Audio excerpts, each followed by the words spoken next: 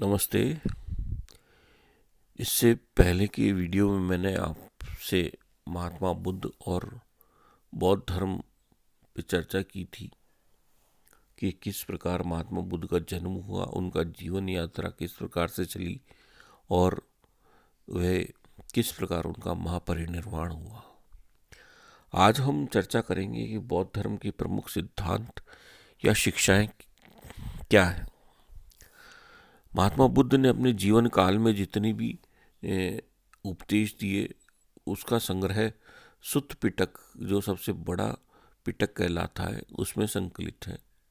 और बौद्ध धर्म से संबंधित जितने भी भिक्षु भिक्षुणियों के आचरण हैं, उपासक उपासिकाओं के आचरण, विनय है, जो विनय पिटक में संकलित है, आचरण के नियम। और अभिधम पिटक में बौद्ध धर्म व दर्शन से जितने भी दार्शनिक प्रश्न हैं उन पे चर्चा की गई अभिधम पिटक में। तो इन तीनों पिटकों में और भी बहुत साहित्य में जो बौद्ध धर्म से संबंधित शिक्षाएं व सिद्धांतों पर चर्चा की गई है, उस पे आज हम प्रकाश डालेंगे। बौद्ध धर्म के प्रमुख सिद्धांतों में जैसे कि हम माने कि महात्मा बुद्ध ने कभी ईश्वर या परम सत्ता के संबंध में विचार प्रकट नहीं किए, क्योंकि वे इन सब प्रश्नों को, होने वाले वाद विवादों को अनावश्यक मानते थे। क्योंकि उनका जो दर्शन था बौद्ध धर्म का, या महात्मा बुद्ध का जो विचार था कि इन प्रश्नों में अपना समय व्यर्थ करने से अच्छा है कि हम समाज की भलाई के लिए कार्य करें या लोगों की भलाई के लिए कार्य करें, कि किस प्रकार से लोगों को सुख दिया जाए और किस प्रकार से लोगों को शांति उपलब्ध हो और उनका जो परिनिर्वाण वो किस प्रकार से हो, न कि इस विचार में कि हम कैसे उत्पन्न हुए, कहाँ से आए, इस बारे में हम विचार किया जाए। तो एक तरह से जो बौद्ध दर्शन है या बुद्ध का जो दर्शन था वह उपयोगितावादी था। महात्मा बुद्ध ने कभी ईश्वर के प्रति भी अपने विचार प्रकट नहीं किए, इसलिए बौद्ध दर्शन को अनिश्वरवादी दर्शन कहा जाता है, कि ईश्वर में विश्वास नहीं करता। इसी तरह जो सृष्टि है, सृष्टि के विषय में भी बौद्ध धर्म में ज़्यादा इसमें चर्चा नहीं की गई है। बौद्ध धर्म अध्यात्म शास्त्र भी नहीं है, क्योंकि सृष्टि का परम तत्व क्या है, उसकी व्याख्या क्या है, सृष्टि का निर्माण किन तत्वों से हुआ है, ये प्रश्न महात्मा बुद्ध को व्यर्थ लगते थे। क्योंकि जो बुद्ध थे वो नितांत बुद्धिवादी थे और उनमें कहीं भी अंधविश्वास या अंध परंपरा के लिए उन्होंने कहीं भी स्थान उन बौद्ध दर्शन में नहीं दिया। यह जो दर्शन था ये मतवादों से परे था और विश्व धर्म था। बहुजन हिताय, बहुजन सुखार्थ, लोकानुकंपा उनका जो लक्ष्य था कि लोगों की भलाई किस प्रकार से हो, लोगों को अधिक से अधिक सुख किस प्रकार से प्रदान किया जाए, और जो परम लक्ष्य है निर्वाण, उसकी प्राप्ति किस प्रकार से की जाए, इस पे बुद्ध ने अपने विचार प्रकट किए। न कि ईश्वर क्या है, सृष्टि कहाँ से आई, किस तरह उत्पन्न हुई, इस प्रश्नों पर उन्होंने व्यर्थ चर्चा नहीं की। अब जो बुद्ध ने 4 आर्य सत्यों के बारे में लिखा कि 4 आर्य सत्य क्या है। जैसे 4 जो आर्य सत्य हैं बौद्ध धर्म के, वो उसमें पहला दुख, दूसरा दुख समुदाय, तीसरा दुख निरोध और चौथा दुख निरोध गामिनी प्रतिपदा, जिसको अष्टांगिक मार्ग या मध्यम मार्ग भी कहा जाता है। अब दुख क्या है, पहला जो आर्य सत्य है दुख। महात्मा बुद्ध ने कहा कि ये संसार दुखों से भरा हुआ है। जन्म भी दुख है, प्रिय से वियोग भी दुख है और मरण भी दुख है। अप्रिय वस्तुओं का मिलन भी दुख से भरा हुआ है, क्योंकि अप्रिय वस्तुओं का जब मिलन हो जाता है, जब हमारे उस वस्तु की इच्छा नहीं होती है, तो हम ये देखते हैं कि ये वस्तु हमें क्यों मिली, ये भी दुख का कारण है। और इच्छित वस्तुओं की अप्राप्ति, अर्थात जो हम चाहते हैं उन वस्तुओं का न मिलना भी हमें दुख प्रदान करता है। तो सभी दुख है। महात्मा बुद्ध ने कहा ये सब दुख है। जन्म भी दुख है, प्रिय वियोग भी दुख है, अप्रिय मिलन भी दुख है, इच्छित वस्तुओं की प्राप्ति भी दुख है।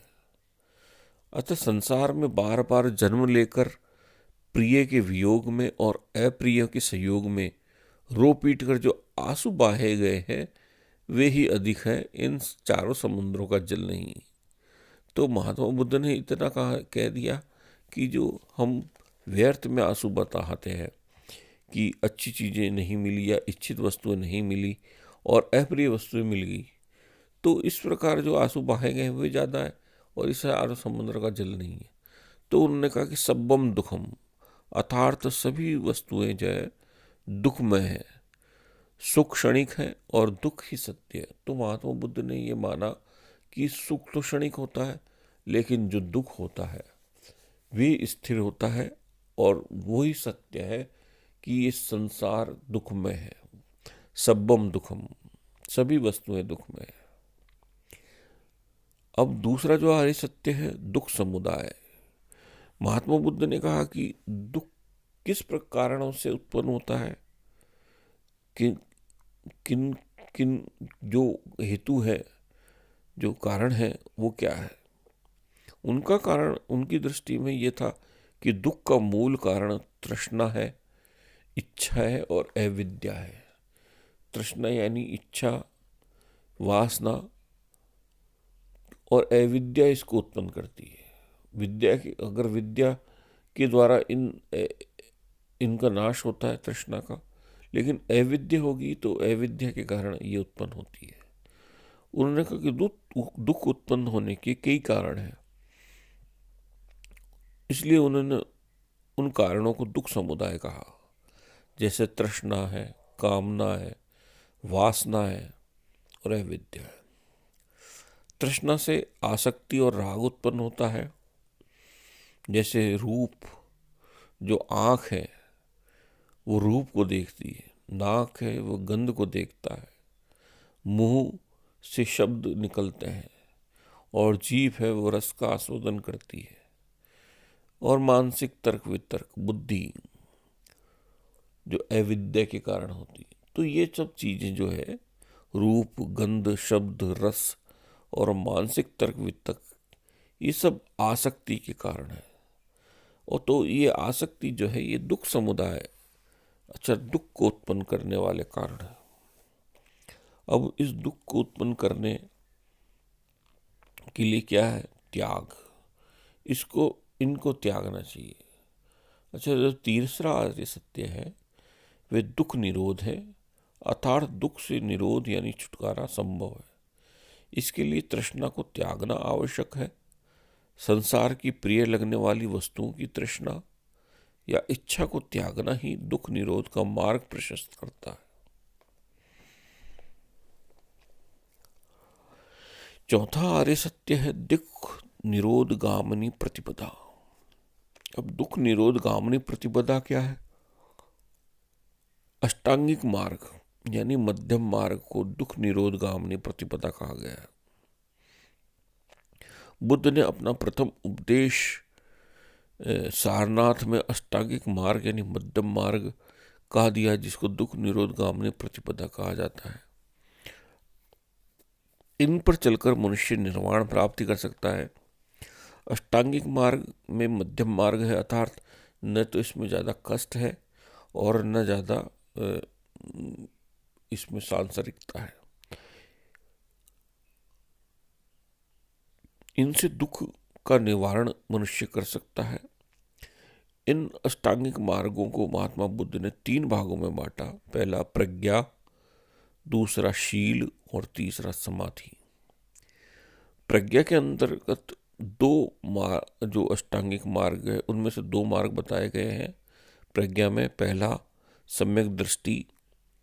सम्यक दृष्टि यानी सत्य, असत्य तथा सदाचार व दुराचार में भेद करना, व 4 आर्य सत्यों को पहचानना। दूसरा सम्यक संकल्प यानी इच्छा, कामना और हिंसा रहित संकल्प करना। अब शील के अंतर्गत तीसरे से लेकर 5वें तक, तीसरा, चौथा, 5वां शील के अंतर्गत आते हैं। शील में सम्यक वाणी के अंतर्गत सदा सत्य व मीठी भाषा, मृद भाषा का प्रयोग करना।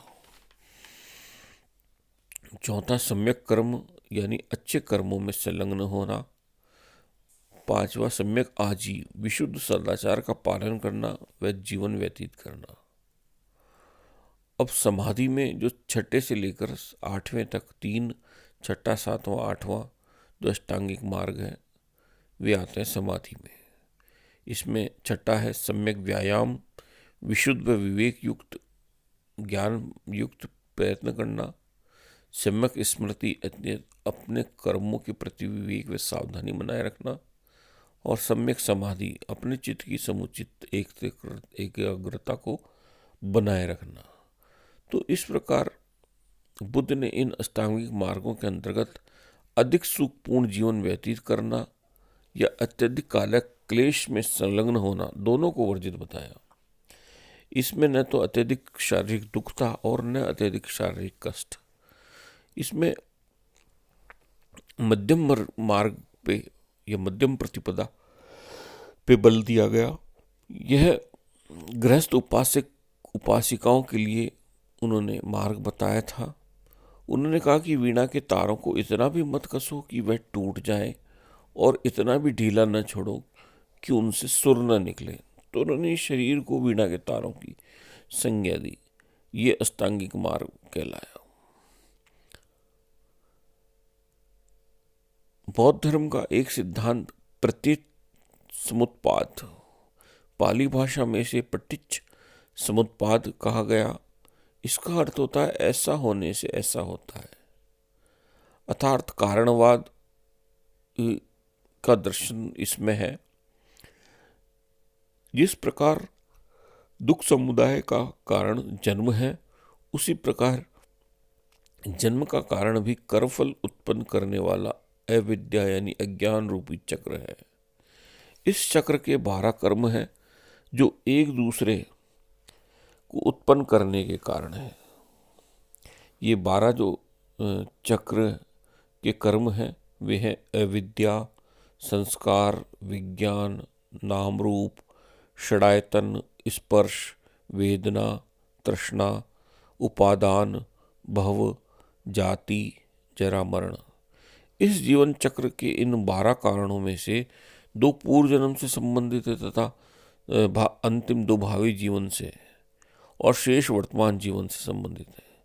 ये जीवन मरण का चक्र मृत्यु के समाप्त नहीं होता। मृत्यु तो केवल नवीन जीवन के प्रारंभ होने का कारण मात्र है। इस कारण चक्र का अंत करने के लिए अविद्या का अंत आवश्यक है और ज्ञान ही अविद्या का उन्मूलन करके व्यक्ति को निर्वाण की ओर ले जाने में समर्थ है। प्रतीत समुत्पाद बौद्ध दर्शन तथा सिद्धांत का मूल तत्व है। अन्य सिद्धांत इसी में निहित है, जैसे कर्म सिद्धांत, संग भंगुर सिद्धांत आदि। जन्म मरण सभी घटनाओं का कोई न कोई कारण है और ये 12 चक्रों में चलने वाली घटनाएं हैं। हर घटना का कोई न कोई कारण होता है।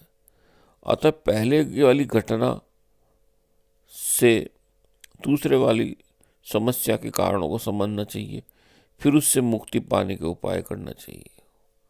पूर्व जीवन, वर्तमान जीवन और भावी जीवन तीनों कारणों की इस कड़ी से जुड़े हैं और इन्होंने इसे धम्म नाम दिया। बुद्ध ने अंतकरण की शुद्धि पर भी बल दिया।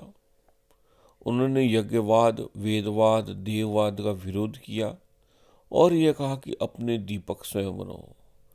उन्होंने ब्राह्मणवाद की आलोचना की और यज्ञवाद की आलोचना की। वे कहते थे ब्राह्मण लकड़ी जलाकर बाहरी शुद्धि मत करो, अपने दीपक स्वयं बनो, अर्थात आत्मदीपक जलाओ, अपदीपक हो। उन्होंने अहिंसा व कर्मवाद का उपदेश दिया। बौद्ध धर्म की जो प्रमुख सिद्धांत है उसमें अहिंसा का सिद्धांत सबसे प्रमुख है और कर्मवाद का सिद्धांत प्रमुख है। उन्होंने कहा कि बौद्ध धर्म कर्म का अर्थ है मनुष्य की समस्त कायिक, वाचिक और मानसिक चेष्टाओं से। यही कर्म मनुष्य के सुख दुख का दाता है। बौद्ध धर्म कर्म प्रधान धर्म है। जो महत्व आस्तिक धर्म में ईश्वर का है वही बौद्ध धर्म में कर्म का महत्व है। ज्ञान प्राप्ति कर्म के ऊपर ही आधारित है। बुद्ध कहते हैं कि जाति मत पूछ, आचरण पूछ। उन्होंने कहा कि जो भी मनुष्य चाहे वे ब्राह्मण, क्षत्रिय, वैश्य, शूद्र हो, यदि सम्यक कर्म करेगा तो वह मोक्ष प्राप्ति का अधिकारी होगा। उन्होंने कहा कि मनुष्य जन्म से ब्राह्मण, क्षत्रिय, वैश्य, शूद्र नहीं होता। यदि शूद्र सत्कर्म में लगा रहता है तो वह भी ब्राह्मण है, और ब्राह्मण यदि नीच कर्म में संलग्न है तो वह शूद्र है। तो ये एक तरह से हम देखें कि बौद्ध धर्म कर्मवादी दर्शन है, और जात पात के आडंबरों को इन्होंने नकार दिया, वर्णवाद को इन्होंने नकार दिया। प्रयोजनवादी धर्म उपयोगितावादी धर्म है। बुद्ध तथांत, हम देखते हैं कि बुद्ध जो तथागत थे, नितांत प्रयोजनवादी थे। अतः उन्होंने केवल उन्हीं विषयों पर उपदेश दिए जो मनुष्य के परम कल्याण के आवश्यक थे। लोक जीवन, आत्मा परमात्मा संबंधी अनेक विवादों में पड़ना उन्होंने व्यर्थ समझा। वे नितांत प्रयोजनवादी थे। उनकी मान्यता थी कि किसी रोग के बारे में वाद विवाद में समय व्यर्थ करने से तो अच्छा है कि उसके उपचार में तुरंत प्रयास किया जाए। अतः बौद्ध धर्म जो है वैवादिक धर्म है। उनके प्रयोजनवाद में जो ये 10 प्रश्न थे, उन्होंने 10 अकथनीय सिद्धांत दिए। अर्थात जो 10 सिद्धांत थे कि इन 10 विषयों में मौन रहना ही अच्छा है। जैसे ये सिद्धांत है लोक संबंधी, जीवन संबंधी, पुनर्जन्म संबंधी जो सिद्धांत, ये 10 अव्याख्याकृत प्रश्न कहे गए हैं कि जैसे क्या लोक नित्य है, क्या लोक अनित्य है, क्या लोक शांत है, क्या लोक अनंत है, क्या जीव व शरीर एक है, क्या जीव और शरीर भिन्न है, क्या मृत्यु के पश्चात तथागत होते हैं, क्या मृत्यु के पश्चात तथागत नहीं होते हैं, और मृत्यु के पश्चात तथागत होते हैं और नहीं भी होते हैं, क्या मृत्यु के पश्चात न तथागत होते हैं और नहीं होते हैं। तो इस प्रकार के जो प्रश्न थे इनको अवाक्यकृत प्रश्न कहा, जो 10 प्रश्न माने जाते हैं। और उन्होंने इन 10 प्रश्नों के बाद विवाद में समय बिताना व्यर्थ समझा। अब जो निर्वाण प्राप्ति है, ये बौद्ध धर्म का प्रथम परम लक्ष्य माना जाता है। अन्याय दूसरे जो ग्रंथ हैं उनके अनुसार निर्वाण मृत्यु के पश्चात ही प्राप्त होता है, परंतु बौद्ध धर्म के अनुसार निर्वाण इस जीवन में प्राप्त किया जा सकता है। महात्मा बुद्ध निर्वाण प्राप्ति के पश्चात बहुत दिनों तक जीवित रहे और ये कहा कि ज्ञान जीवन की पूर्ण विशुद्धि है, वह विमुक्ति का दूसरा जन्म है, और उसे पा लेने पर मनुष्य जरा मरण के चक्कर से छूट जाता है। निर्वाण का अर्थ है बुझ जाना। यह वैदिक मोक्ष सिद्धांत से भिन्न है। बौद्ध धर्म के अनुसार कि निर्वाण इसी जन्म में प्राप्त हो जाता है, किंतु महापरिनिर्वाण मृत्यु के बाद ही संभव है। अतः वासनाओं और तृष्णाओं की समाप्ति के बाद निर्वाण इसी जीवन में प्राप्त किया जा सकता है, जिसका अर्थ है दीपक का बुझ जाना। बौद्ध धर्म का एक दर्शन है दशशील सिद्धांत। निर्वाण प्राप्ति के लिए बुद्ध ने 10 शील सिद्धांतों के अनुशीलन पर बल दिया। ये नैतिक जीवन के आधार थे। ये 10 शील थे। पहला अहिंसा, दूसरा सत्य, तीसरा असत्य यानी चोरी न करना, चौथा व्यभिचार, पांचवा मद्यपान न करना, छठा असमय भोजन न करना, सातवां सुखप्रद बिस्तर पर न सोना, आठवां धन संचय न करना यानी अपरिग्रह, नौवां स्त्रियों का संसर्ग न करना यानी ब्रह्मचर्य, और 10वां नाच गान से बचना। तो इस प्रकार ये 10 अनुशीलन सिद्धांत कहे गए। इन सिद्धांतों की उपयोगिता की बहस पर द्वितीय बौद्ध सभा आयोजित की गई, जिसमें बौद्ध धर्म का प्रथम विभाजन हुआ स्थविरवादी और महासंदिग्ध के रूप में। तो ये 10 शील सिद्धांत जो थे इन पे दूसरी बौद्ध सभा आयोजित की गई और बौद्ध धर्म का प्रथम विभाजन हुआ। अनात्मवाद भी कहा जाता है कि महात्मा बुद्ध ने यह कहा, न तो ये कहा कि आत्मा है और न ये कहा कि आत्मा नहीं है, लेकिन इससे तात्पर्य है कि ये जगत नश्वर है और रोग के अधीन है। वास्तव में वे इस प्रश्न में उलझना उचित नहीं समझते थे, लेकिन हम मानते हैं कि महात्मा बुद्ध का आत्मा में विश्वास था, क्योंकि उन्होंने स्वयं कहा है कि अपने दीपक स्वयं बनो, वह आत्मदीप होकर विहार करो, आत्म शरण में जाओ, अन्य शरण न हो। इस प्रकार डॉक्टर राधाकृष्ण ने निकाला कि बुद्ध आत्मा में विश्वास करते थे। बौद्ध धर्म पुनर्जन्मवाद में विश्वास रखता है और बुद्ध ने कहा कि पुनर्जन्म आत्मा का नहीं अहंकार का होता है। अविद्या और कर्म एक दूसरे को उत्पन्न करने के सदा सक्रिय रहते हैं और अपने कर्मों से ही मनुष्य अच्छा व बुरा जन्म प्राप्त करवाता है। मिलनपनों में आचार्य नागसेन ने मिलिंद के प्रश्नों का उत्तर देते हुए कहा, जिस प्रकार जल प्रवाह में एक लहर के पश्चात दूसरी लहर उत्पन्न होती है और वह सक्रिय रहता है, उसी में कहीं व्यवधान नहीं आता, उस प्रकार जन्म की अंतिम चेतना के विलय होते ही दूसरे जन्म की प्रथम चेतना का उदय होता है। यह परिवर्तन इस प्रकार होता है कि विलय यानी मृत्यु और उदय यानी पुनर्जन्म के बीच कोई व्यवधान नहीं आए। ऐसी अवस्था में यह नहीं कहा जा सकता कि जो जीव उत्पन्न हुआ है वह नितांत पहला ही है या दूसरा ही है। अतः सत्कर्मों से व्यक्ति अच्छा पुनर्जन्म प्राप्त कर लेता है, वह दुष्कर्मों से बुरा पुनर्जन्म पाता है। तो ये पुनर्जन्मवाद एक सिद्धांत था। इसी तरह बौद्ध धर्म का एक सिद्धांत क्षणिकवाद यानी क्षणभंगुरवाद।